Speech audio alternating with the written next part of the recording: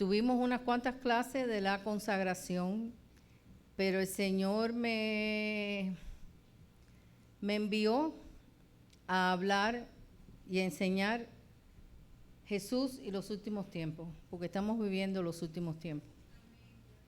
Estamos viviendo unos tiempos, ustedes vieron eso de hoy de la alarma, ¿no?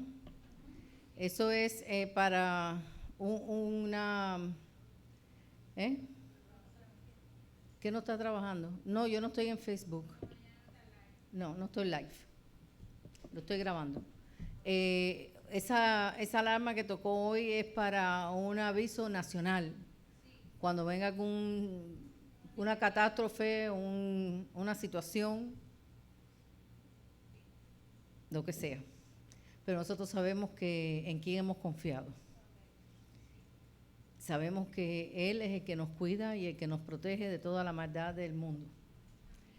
Y entonces, inspirada en eso y inspirada en las cosas que están aconteciendo en estos últimos tiempos, como vemos que una cadena trae a la otra y una situación trae a la otra, quiero enseñar, van a hacer unas cuantas clases porque es basado en un libro y en la Biblia, sobre Jesús y qué habló Jesús de los últimos tiempos y cómo es que se mueve toda esta situación que está aconteciendo. Vemos que el Mesías divino tuvo 3 papeles importantes cuando estuvo en la tierra, nuestro Salvador. Él fue profeta, él fue sacerdote y fue rey. Y será rey. Y es rey. Pero lo más importante y el ministerio que más se desarrolló cuando él estuvo aquí en la tierra, aunque él es las 3 cosas, es el ministerio profético. Y no es este ministerio profético que estamos nosotros oyendo, que las profecías, no. El ministerio profético de hablar la palabra, de que las personas entendieran, que las personas recibieran la verdad y pudieran discernir entre el bien y el mal. Él se dedicó los 3 años y medio o los 3 años a enseñar a sus discípulos para que estos discípulos fueran impactados más tarde por el poder del Espíritu Santo y poder llevar esas noticias a los confines de la tierra. Fue tan poderoso que aún después de 2000 años y algo, nosotros estamos recibiendo la verdad. Así que ese ministerio profético de Jesús fue un ministerio importante en las Escrituras. Como profeta, Jesús se manifiesta en su omnisciencia. ¿Y qué quiere decir? Porque ustedes saben que Jesús es Dios, 100% hombre y 100% Dios. La omnisciencia tiene 2 connotaciones y la palabra omni significa todo y ciencia, saberlo todo. Así que sabe todo. Jesús, como profeta, como Dios en la tierra, caminando entre los hombres, lo sabe todo y lo sabía todo. Sabía lo que había en el hombre, en su corazón. Y vayamos a Juan, capítulo... Esto es una introducción de lo que viene más adelante. Pero tenemos que dar un bosquejo de cómo se movía Jesús entre los hombres y cómo él proféticamente podía ver tantas cosas porque él es Dios. En Juan capítulo 2, versículo 25, dice la palabra: y no tenía necesidad de que nadie le diese testimonio del hombre, pues él sabía lo que había en el hombre. Así que Jesús sabía lo que había como hombre y como Dios, sabía lo que había en el hombre caminando aquí en la tierra. Veía la maldad del corazón de los hombres. Mateo 9:4. Vamos a ver bastantes escrituras hoy. Mateo 9:4, que dice: Y conociendo Jesús los pensamientos de ellos, dijo, ¿por qué pensáis mal en vuestros corazones? Así que él es omnisciente, lo sabía todo, sabía los pensamientos, el corazón de los hombres, sabía quiénes lo iban a rechazar. En Juan 10, vayamos a Juan otra vez, Juan 10, 64, Juan 10, 14, perdón. Juan 10, 14.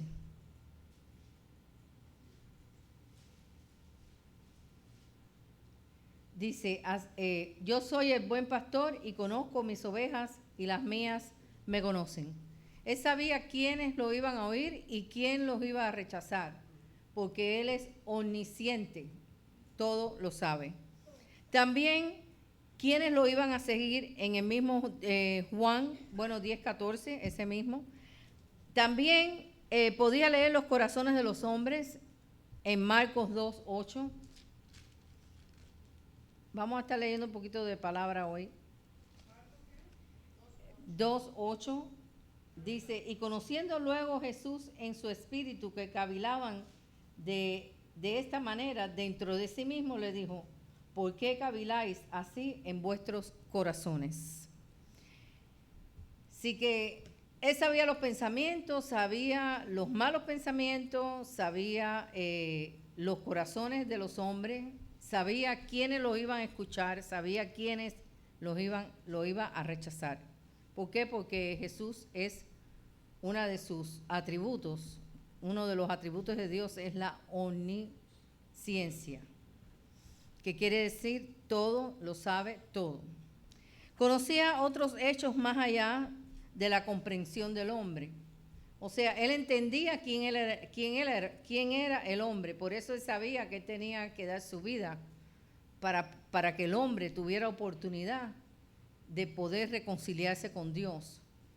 Porque no solamente el pecado nos separaba de Dios, sino también nos separaba de Dios nuestras iniquidades, que es la manifestación del pecado.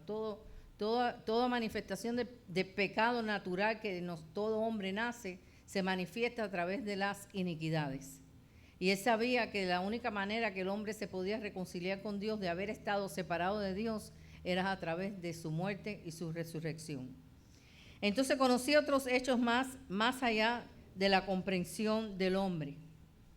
Sabía dónde habían peces. ¿Se acuerdan esa anécdota cuando le dijo a Pedro que Pedro no pudo pescar toda la noche y le dijo, tira a la derecha? Así que él sabía dónde estaban las cosas sobrenaturales, ¿no?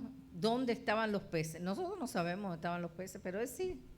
Él sabía cuál pez tenía aquella moneda, ¿se acuerdan? Vamos a leerlo. Mateo 17, 27. Él sabía, le dijo, vamos allá, 17, 27.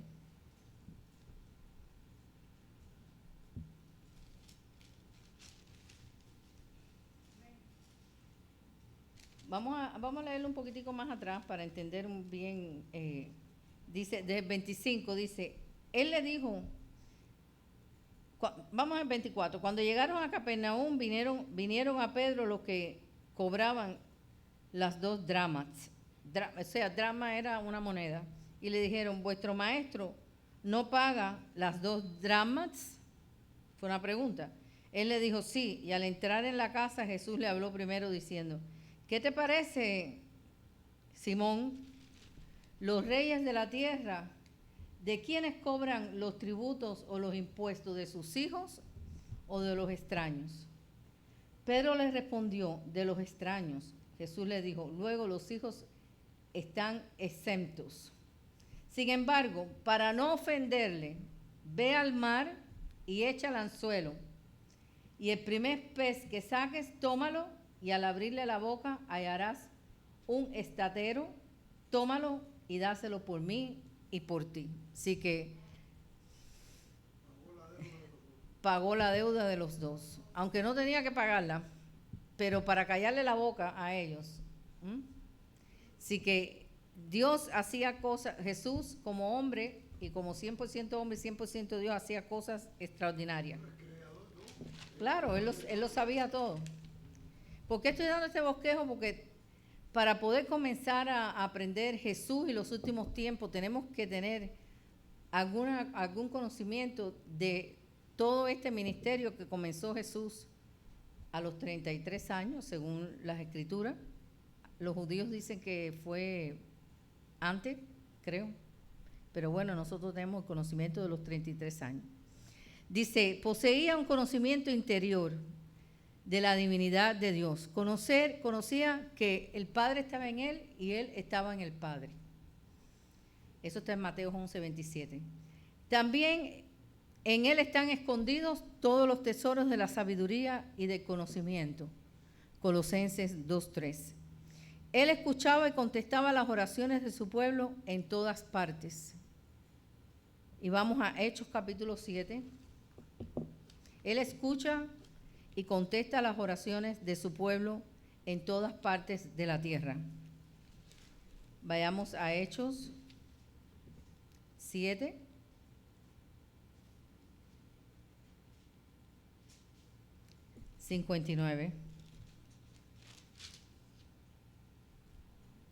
Dice, y apedreaban a Esteban mientras él invocaba y decía, Señor Jesús, recibe mi espíritu. Así que Esteban sabía que Jesús lo estaba escuchando. Estaba con la certeza de que Jesús escuchaba su oración. Y le dijo, Señor Jesús, recibe mi espíritu. En mismo Hechos capítulo 9, versículo 6, dice, y temblando y temeroso dijo, Señor, ¿qué quieres que haga? Este es Hechos 9, capítulo 9, versículo 6. Este es Saulo de Tarso cuando Jesús se le aparece. Dice que temblando y temeroso dijo, Señor, ¿qué quieres que yo haga? Y el Señor le dijo, levántate y entra en la ciudad y se te dirá qué es lo que debes hacer. Primera de Corintios 1:2. Así que Jesús escucha las oraciones en todas partes del mundo. Que fuera ahí a la calle derecha. Pero que Ananías tiene temor de... Sí. Y le dice, señores, él tiene carta de persecución, porque por causa de mi nombre, era de padecer, sabía todo lo que iba a acontecer. Primera de Corintios 1:2 dice, y la iglesia de Dios que está en Corinto, a los santificados en Cristo Jesús, llamados a ser santos por todos los que en cualquier lugar invocan el nombre del Señor Jesucristo, Señor de ellos y nuestro. Así que Jesús sabe que Jesús recibe todos los que invocan su nombre. Él oye todos los que oran, todos los que piden, todos los que ruegan, todos los que invocan su nombre. Tenemos que tener la certeza en nuestro corazón de que Jesús escucha todo nuestro clamor. Hasta un grito de clamor, de desesperación, Jesús lo escucha. Dios lo escucha. ¿Y quién es nuestro intercesor delante de Dios? ¿Quién lleva nuestras oraciones? ¿Quién lleva nuestras oraciones delante del trono de la gracia de Dios? El Espíritu Santo y Jesús. Los dos llevan nuestras oraciones delante de la presencia de Dios. En 2 de Corintios, hay un poquitico más adelante, capítulo 12, versículos 8 y 9, dice, y respecto a lo cual 3 veces he rogado al Señor que lo quite de mí. Este era Pablo, porque dice que Pablo sentía que un aguijón en su carne, un mensajero de Satanás que lo abofeteaba para que no se enalteciera sobremanera, y dice, respecto a lo cual 3 veces he rogado, 2 de Corintios 12, bástate mi gracia porque mi poder se perfecciona en la debilidad. Por tanto, le dijo Jesús, ¿quién le dijo esto? Jesús le dijo a Pablo, bástate mi gracia porque mi poder se perfecciona en tu debilidad. Y él había rogado ¿cuántas veces? 3 veces. Entonces, vemos aquí cómo es que Jesús escucha nuestras oraciones.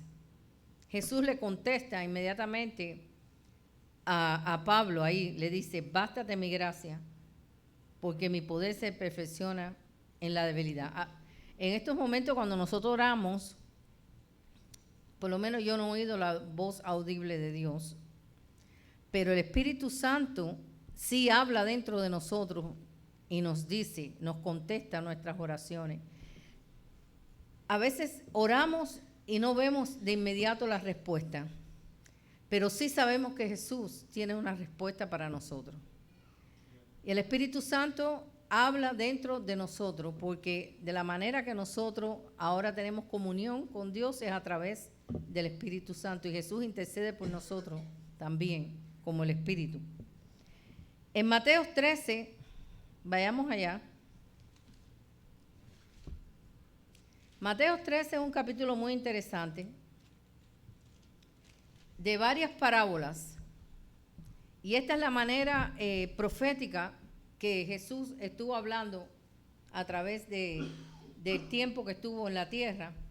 Él habló muchas veces por parábolas, ¿verdad? Para que las personas pudieran entender. Y la parábola no es más que una verdad bíblica ilustrada, para que el hombre pudiera tener un entendimiento de lo que Jesús estaba hablando. En Mateo 13 hay muchas parábolas. Y vamos a ir mirándola poquito a poco para que ustedes vean cómo es que proféticamente el Señor estaba hablando a través de las parábolas, especialmente de los últimos tiempos. Dice, le proporcionó a sus seguidores una visión de la era actual hasta el momento y hasta la segunda venida de Jesús, por forma de parábolas. La parábola del sembrador. En la parábola del sembrador, el evangelio se desarrolla o se manifiesta en diferentes maneras. La parábola del sembrador enseña que la palabra puede hablarse y caer en diferentes terrenos, que es tu corazón. De eso estuvimos hablando en la reunión de mujeres. ¿Cómo es que el evangelio, la palabra iba a salir y esta palabra iba a caer en diferentes terrenos? Y de acuerdo a cómo cayera en el terreno iba a suceder cosas. Y bueno, de esto estuvimos hablando mucho en ese seminario.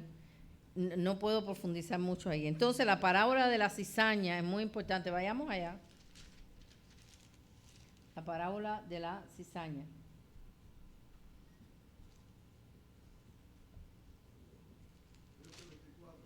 13:24 de la cizaña. Sí, estamos en Mateo. Mateo capítulo 13. El trigo y la cizaña.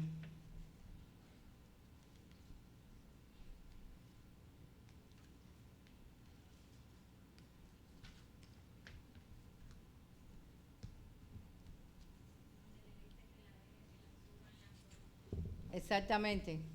¿Está en cuál versículo? Porque yo no lo apunté. 13:24 dice, y refirió otra palabra diciendo, el reino de los cielos es semejante a un hombre que sembró buena semilla en un campo. Pero mientras dormían los hombres, vino su enemigo. Fíjese, está hablando proféticamente el Señor aquí. Porque eso es lo que acontece y lo que aconteció y lo que sigue aconteciendo. Que la palabra sale, dice, sembró buena semilla en su campo. Pero mientras dormían los hombres, vino su enemigo y sembró cizaña entre el trigo y se fue. ¿Qué es lo que estaban haciendo? Durmiendo. Estamos grabando.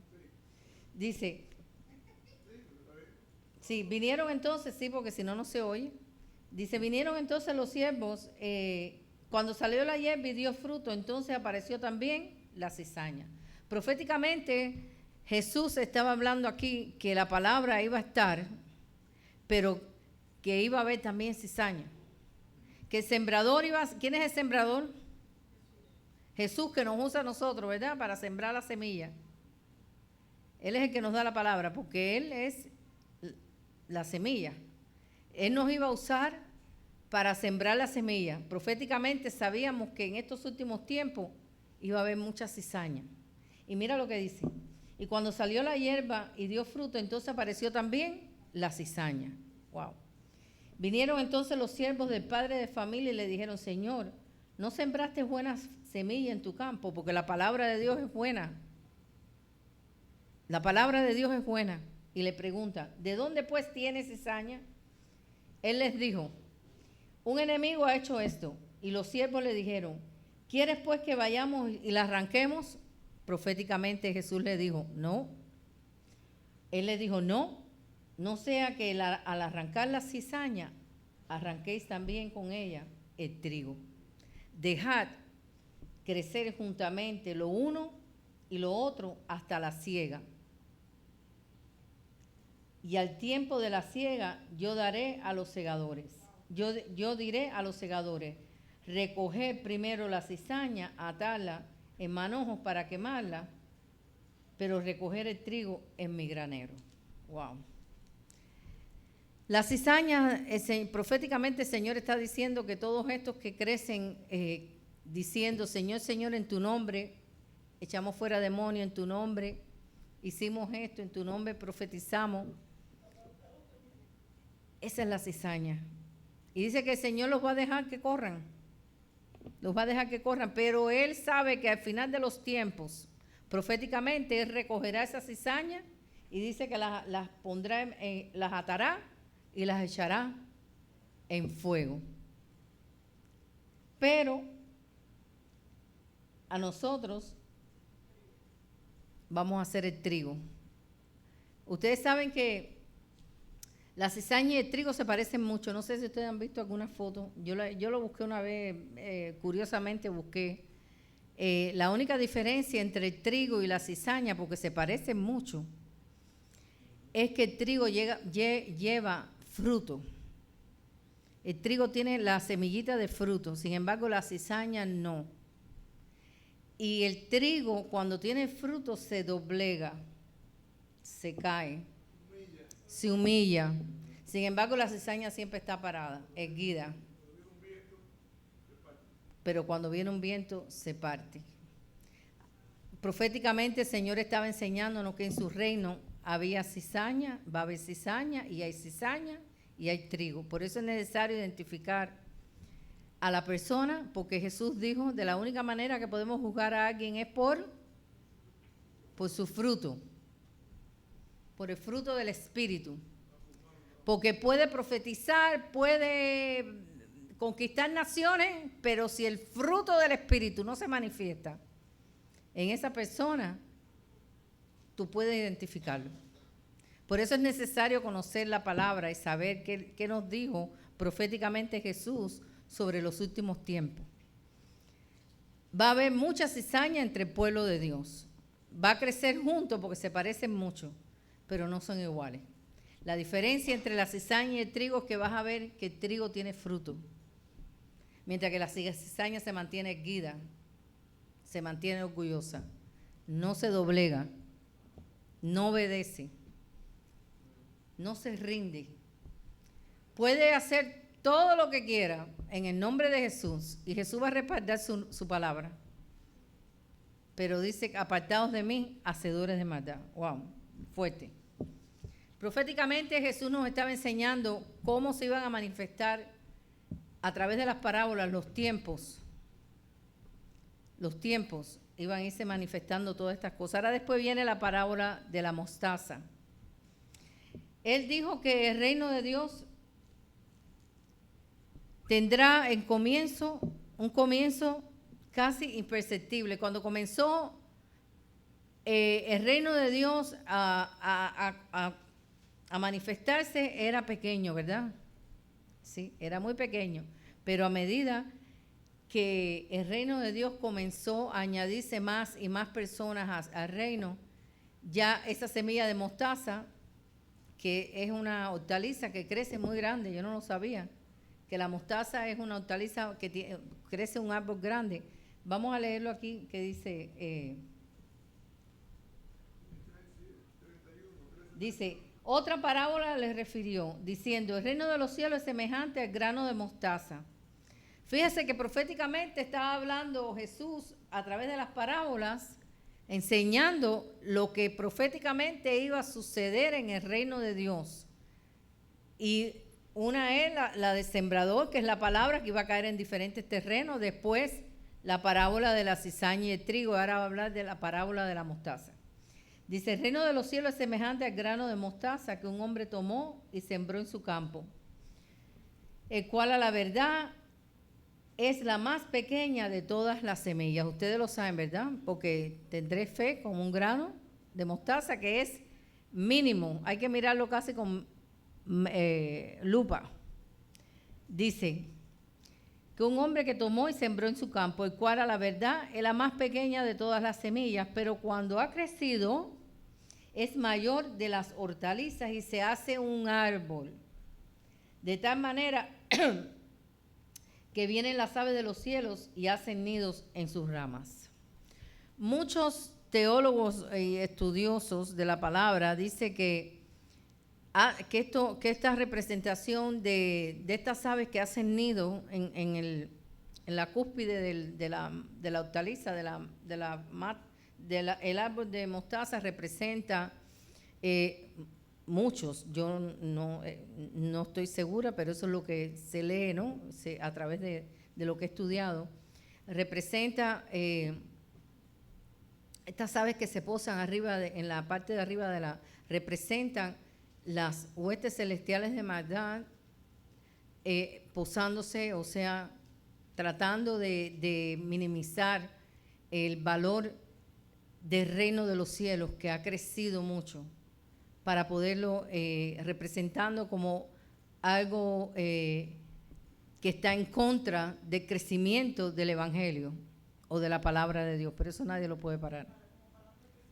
Como molestando el crecimiento, porque el reino como el reino de Dios, entorpeciendo, como el reino de Dios comenzó muy pequeño y empezó a crecer y a crecer a tal manera que ha llegado casi a todos los confines de la tierra. Pero ahí en ese reino se posan muchas cosas, muchas maldades, muchas influencias demoníacas. Por eso es que dicen los teólogos que estas aves del cielo representan pues cosas que no pertenecen al reino, sino que quieren interrumpir la obra del reino. Pero el Señor es el que da la victoria. Dice, el reino de Dios tuvo un comienzo casi imperceptible, pero crecía como una planta grande hasta el momento de su segunda venida. Cuando dice que va a seguir creciendo y creciendo y creciendo, aún en el tiempo de la tribulación, el reino de Dios siempre va a crecer, porque allí se manifestará lo que Dios ya tiene de antemano preparado, que es la salvación del pueblo judío. Yo no sé si ustedes saben o tienen conocimiento que la tribulación va a ser especialmente para la salvación de su pueblo, para aquellos que tengan la oportunidad de arrepentirse. Dice que mirarán a aquel que sacrificaron, que pusieron en la cruz y se lamentarán y llorarán, porque no tuvieron el discernimiento de poder ver que el Mesías ya había venido y murió en la cruz por ellos. También pienso, y muchos teólogos también creen, que en el tiempo de la tribulación muchos de nuestros hermanos que se mantienen fríos o que no se mantienen con sus lámparas llenas, como la parábola de las 10 vírgenes, que 5 tenían las lámparas llenas y pudieron entrar a la boda, y las otras 5, a pesar de ser vírgenes, se quedaron. Dios le va a dar una segunda oportunidad para que puedan entrar al reino de los cielos. ¿Y cómo va a ser? Por el martirio. Van a tener que dejarse cortar la cabeza. Así que todavía, aún en el tiempo de la tribulación, Dios va a seguir trabajando en el reino de Dios aquí en la tierra. Parábola del tesoro escondido, 13:44. Aquí habla también de otra parábola sobre el reino de los cielos. Además,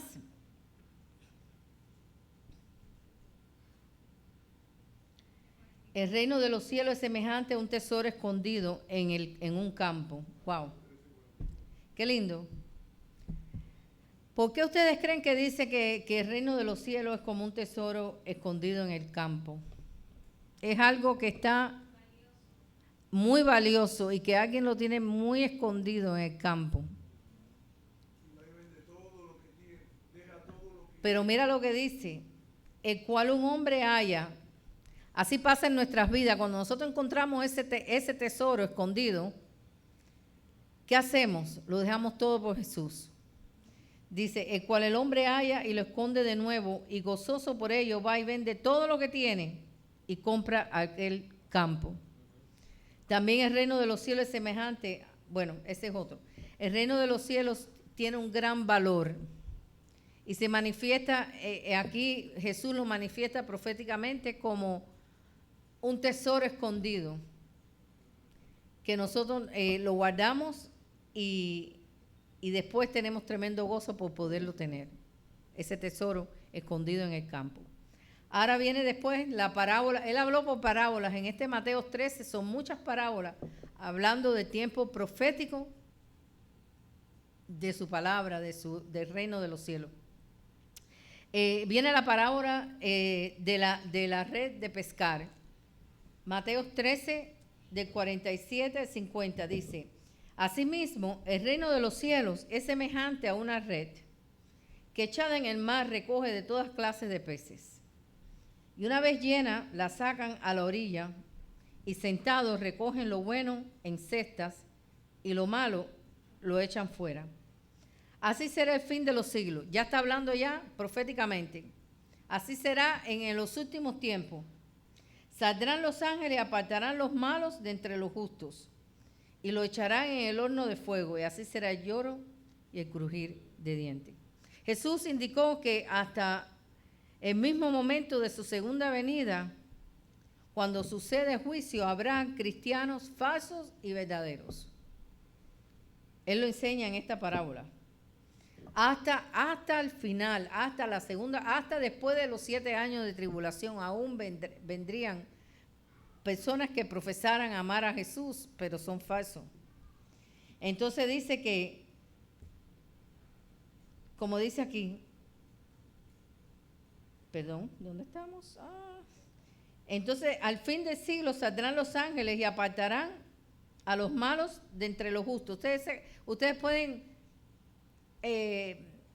pensar de qué está hablando, cómo es que va a ser esto, ¿cuál juicio? Cuando dice, así será el fin de los siglos, saldrán los ángeles, apartarán los malos de los justos. En Mateo 25 habla de ese juicio, de las ovejas y los cabritos. Proféticamente va a haber un juicio.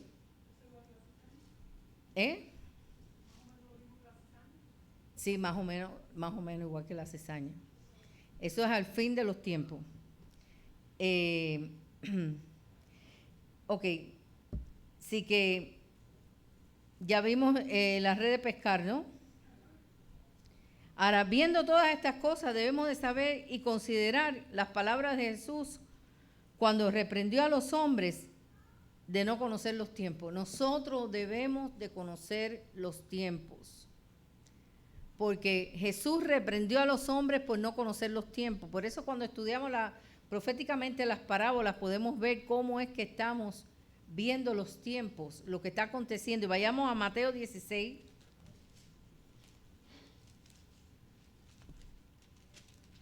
Mateo 16. Jesús reprende a los hombres porque no conocen los tiempos. Nosotros como iglesia, como hijos de Dios, debemos de conocer los tiempos. Porque eso nos ayuda para nuestra fe, nos ayuda para poder predicarle a las personas con una base sólida de lo que estamos hablando. Nos ayuda a poder manifestar el reino de Dios, hablarle a aquellos que no conocen. Por eso es necesario que conozcamos los tiempos. Entonces dice Mateo 16, del 1 al 3, vinieron los fariseos y los saduceos para tentarle y le pidieron que le mostrase señal del cielo. Mas él respondiendo les dijo, fíjate lo que le dice, cuando anochece, dices buen tiempo, porque el cielo tiene arreboles, o sea, tiene los arreboles. Yo no sé si ustedes saben, cuando la gente dice que el cielo está empedrado, que se ve así, esos son arreboles. Y por la mañana hoy habrá tempestad, porque tienen arreboles del cielo nublado. Hipócritas, que sabéis distinguir el aspecto del cielo, mas las señales de los tiempos no podéis. Puedes distinguir las cosas que pasan en la naturaleza, pero no puedes distinguir los tiempos. Es necesario que nosotros distingamos en qué tiempo estamos viviendo. ¿Por qué? Porque eso nos da a nosotros una firmeza en lo que hemos creído. Eso nos mantiene a nosotros firmes para poder predicar el Evangelio, para poder enseñar a las personas en qué tiempo estamos viviendo. Porque las personas viven sin ningún tipo de conocimiento de la verdad. Aún nosotros no sabemos toda la verdad tampoco, pero por lo menos debemos de estudiar la palabra para poder obtener conocimiento, y no para embotarnos de conocimiento, sino para manifestar la gloria de Dios, la manifestación del reino de los cielos en esta tierra, porque a eso nos mandó el Señor. Yo tenía algo aquí separado que quiero leerles, pero está un poquito más adelante. Sobre Israel.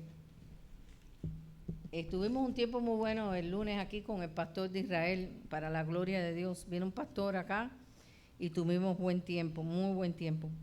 Debemos más que nunca en estos últimos tiempos, entender las señales proféticas de lo que está aconteciendo, relacionarlo con los eventos del fin del tiempo y qué nos está conduciendo a ese tiempo, más que nunca. ¿Por qué? Porque los tiempos se hacen cada día más difíciles.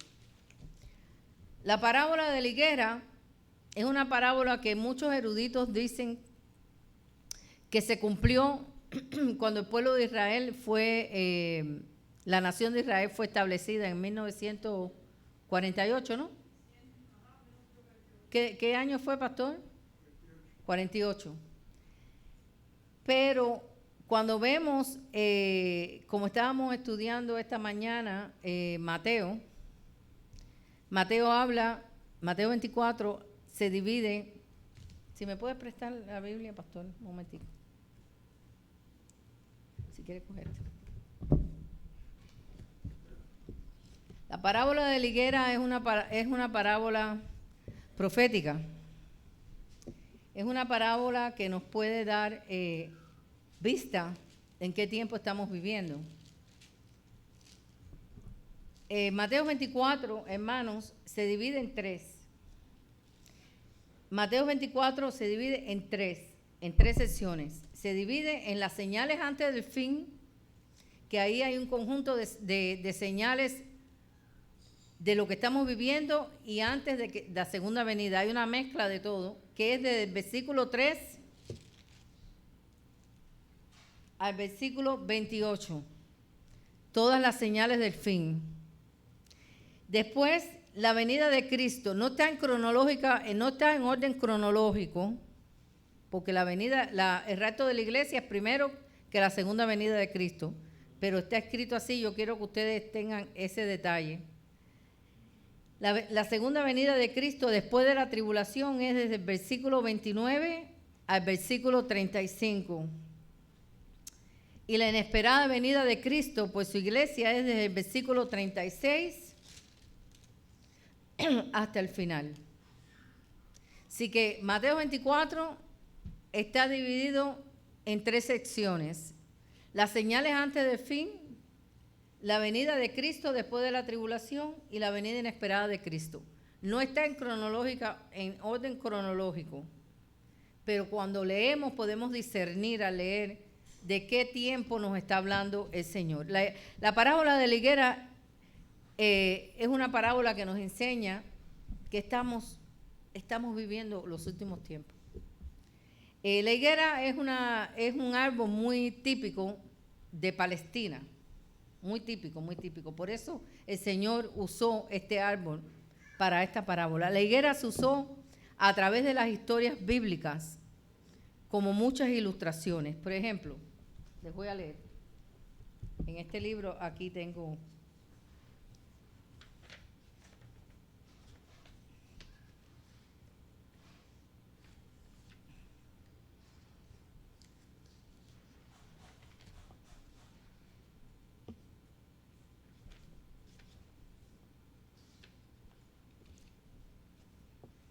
Déjame ver si lo encuentro, porque es que estuve leyendo tanto hoy y no lo marqué. Sobre cómo es que Dios usó tanto la higuera, tanto en el Antiguo Testamento como en el Nuevo Testamento. Pero vamos a concentrarnos ahora en lo que dice del Nuevo Testamento. La higuera se usó a través de las historias bíblicas como ilustración. En el discurso de los olivos, Jesús usó la higuera para ilustrar la vigilancia que debemos tener. ¿Cuándo fue el discurso de los olivos? ¿Dónde es que está? ¿En Mateo qué? Mateo 24. Ahí comienza el discurso de los olivos, todo lo que habla Jesús a sus discípulos en el monte de los olivos, de los últimos tiempos, de las señales antes del fin, del rapto de la iglesia y del tiempo de la segunda venida de Cristo. Él le habla ahí en el discurso de los olivos, eso en el Mateo 24. En el discurso de los olivos Jesús usó la higuera para ilustrar la vigilancia, la preparación de la segunda venida del Señor. Esta parábola, su intención es comunicar una verdad transformadora a los seguidores de Cristo. ¿Por qué? Porque el tiempo se acerca y debemos discernir, como le dijo a los fariseos hipócritas, ustedes no pueden ver las cosas que suceden en la naturaleza, pero no pueden discernir los tiempos que estamos viviendo. Nosotros como iglesia debemos discernir y conocer las Escrituras. Dice, los seguidores de Jesús que vivían durante el tiempo de la tribulación, porque Jesús dijo y plasmó estas palabras. ¿Por qué? Porque quería que sus seguidores supieran y tuvieran conocimiento de las señales. ¿Por qué? Porque si nosotros conocemos las señales, podemos predicar con más amor, porque sabemos que los tiempos ya se acercan y se acortan. Entonces, nuestro impulso a poder salvar a las personas se hace más fuerte en nuestro corazón. Al conocer los tiempos, cómo es que se está moviendo, cómo es que vemos proféticamente todas las cosas que están aconteciendo, los desastres. Vayamos a Mateo 24 un momentico. A ver, díganme, cuando yo lea esto, vayan poniendo en su corazón todas las cosas que ustedes saben que están pasando y cómo es que Jesús la está hablando. Dice, y estando sentado en el monte de los olivos, los discípulos se le acercaron aparte diciendo, dinos, ¿cuándo serán estas cosas y qué señal habrá de tu venida y el fin de los siglos? Aquí le hacen dos preguntas. Fíjate que le dice, ¿qué señal habrá de tu venida? O sea, ¿qué acontecerá antes que tú vengas y el fin del siglo? Respondiendo Jesús le dijo, mirad que nadie os engañe, porque vendrán muchos en mi nombre diciendo, yo soy el Cristo, y a muchos engañarán. ¿Ustedes creen que eso está sucediendo ahora? Sí, sí está sucediendo. Dice, y oiréis de guerra y rumores de guerra. ¿Está sucediendo? Sí. Mirad que no os turbéis, porque es necesario que todo esto acontezca, pero aún no es el fin. ¿Por qué? ¿Por qué dice? Porque aún no es el fin, porque son señales antes del fin, pero aún no es el fin. Dice, porque se levantará nación contra nación, reino contra reino, y habrán pestes, hambres, terremotos en diferentes lugares, y todo esto será, ¿qué? Principios de dolores. ¿Ustedes creen que estamos viviendo en principios de dolores? Yo lo creo categóricamente. Nosotros aquí estamos bien. Aquí nosotros estamos bien. Mira, dirige tu vista a África. Dirige tu vista a la India. dirige tu vista a los pueblos que están a Irán, a Irak. Aquí estamos bien, pero dirige tu vista. Aquí pasan otras cosas que también son muy malas. Permiso.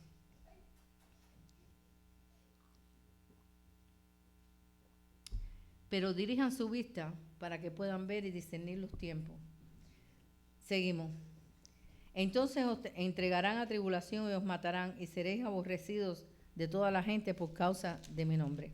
Y ahí está hablando de unas señales que no es parte ahora, pero más va a suceder en el tiempo de la tribulación. Nos matarán por causa de mi nombre. Ahora nos matan también, pero en el tiempo de la tribulación categóricamente van a ser muertos por su nombre. Muchos tropezarán entonces y se entregarán unos a otros y unos y otros se aborrecerán. Y muchos falsos profetas se levantarán y engañarán a muchos. Y por haberse multiplicado la maldad del amor de muchos se enfriará. Cuéntame si ahora, por la maldad del hombre, el amor de muchos, ¿cuántas veces uno no le dice a una persona, mira, quiero presentarte a Jesús, quiero invitarte a mi iglesia? No, si todos los pastores son unos ladrones. Esa es la primera palabra que sale de la boca de las personas.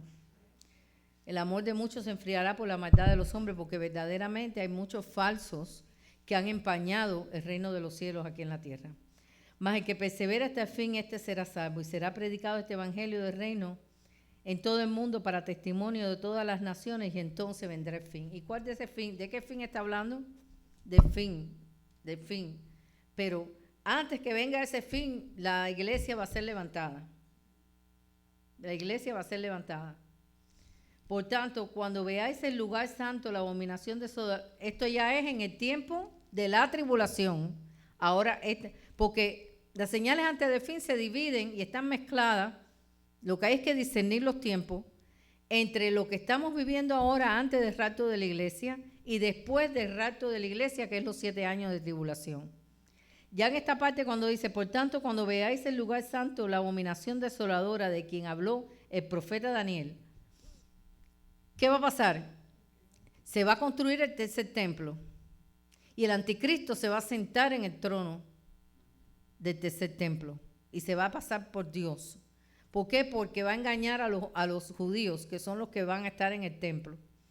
Y se va a cumplir lo que el profeta Daniel habló. Entonces los que estén en Judea huyan a los montes. Van a tener que huir, los verdaderos, aquellos que reconozcan a Jesús como su Señor, van a tener que huir a los montes en el tiempo de la tribulación para poder esconderse y sobrevivir. El que esté en la azotea no descienda para tomar algo de su casa, y el que esté en el campo no vuelva atrás para tomar su capa.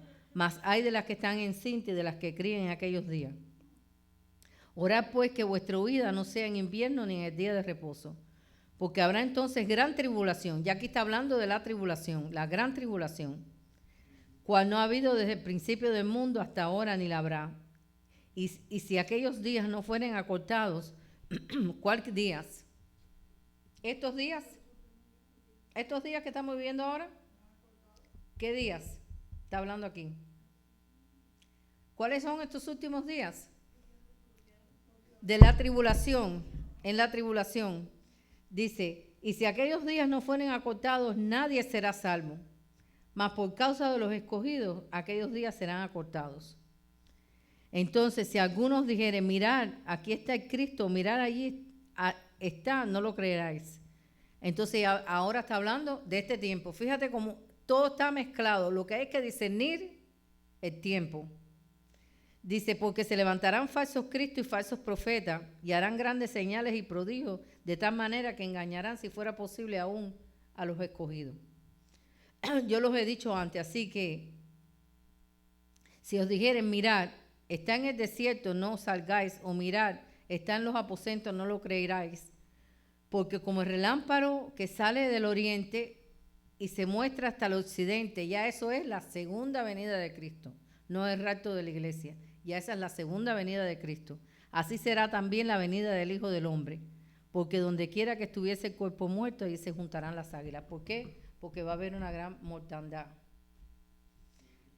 Va a haber una gran mortandad porque va a ser el Armagedón en el valle de Neguev, y ahí va a haber una gran mortandad. Y dice que se van a acumular los cuerpos y las águilas van a ir a comer los cuerpos. Todo eso proféticamente se ha hablado.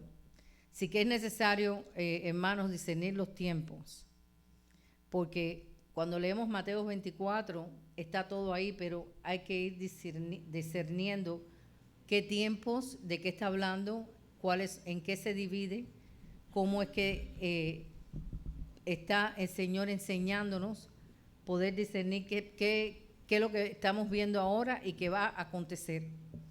La parábola la parábola de la higuera es muy importante. Mira lo que dice aquí en el 24:32. De la higuera aprender la parábola. Cuando ya su rama está tierna y brotan las hojas, sabéis que el verano está cerca. Así también vosotros, cuando veáis todas estas cosas, conoced que está cerca a las puertas. De cierto os digo que no pasará esta generación hasta que todo esto acontezca. El cielo y la tierra pasará, pero mis palabras no pasarán.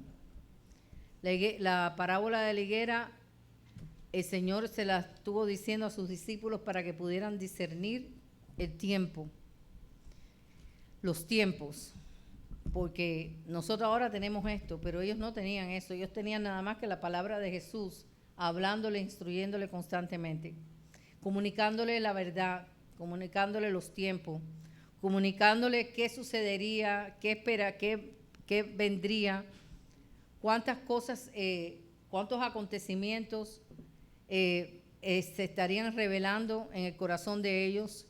Me imagino que ellos estuvieron sorprendidos de todas estas cosas.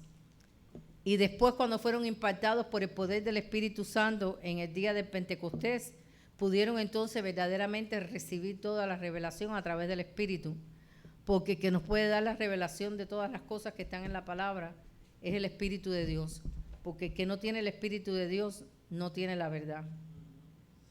Quería leerles algo aquí rapidito.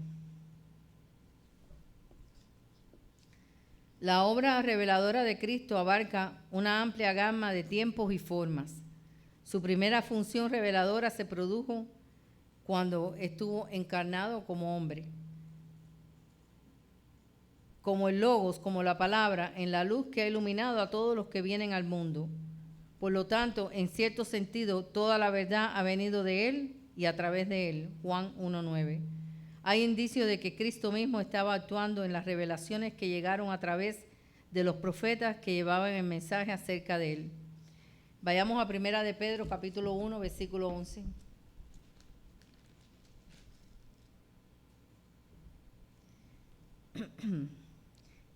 Vamos a leer el 10 primero. Los profetas que profetizaron de la gracia destinada a vosotros inquirieron y diligentemente indagaron acerca de esta salvación. ¿De cuál profetas está hablando aquí la palabra? De los profetas del Antiguo Testamento.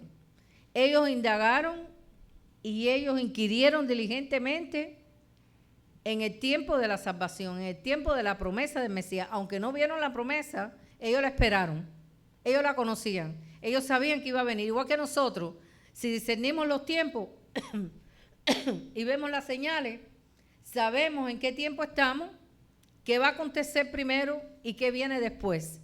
Igualmente, estos profetas del Antiguo Testamento pudieron discernir y ver y buscar diligentemente en qué tiempo iba a venir el Mesías. Y ellos no lo vieron, pero lo esperaron. Por eso tienen la salvación.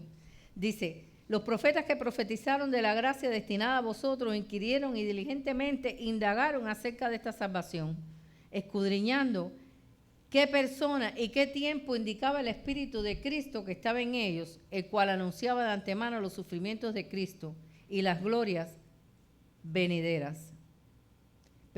Anunciaba de antemano los sufrimientos de Cristo y las glorias que vendrían tras ellos. A esto se les reveló que no para sí mismos, sino para nosotros. Fíjate, ellos pudieron discernir que ellos no lo iban a ver, pero sabía que vendría después para nosotros. Administraban las cosas que ahora que son anunciadas por los que os han predicado el Evangelio por el Espíritu Santo enviado del cielo, cosas en las cuales anhelan mirar los ángeles. ¿Cómo es que a través de los profetas del Antiguo Testamento ellos indagaron en el tiempo? Ellos sabían aún que eso no iba a ser para ellos, pero sabían que vendría más adelante. Nosotros tenemos que saber los tiempos proféticamente los cuales estamos viviendo.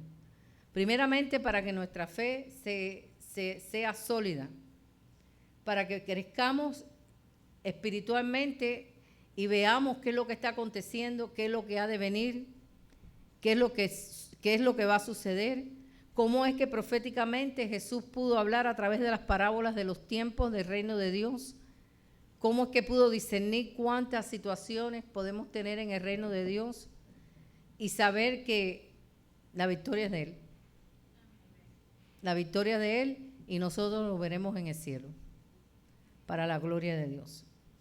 Bueno, hasta aquí he llegado en esta noche. Dios me los bendiga. La paz del Señor, hermano, la paz del Señor, que podamos discernir los tiempos. Más adelante veremos la semana que viene otras cosas más. Esto es solamente el comienzo de algo muy lindo que vamos a aprender y muy productivo y muy provechoso para nuestras vidas como hijos de Dios. Dios me los bendiga.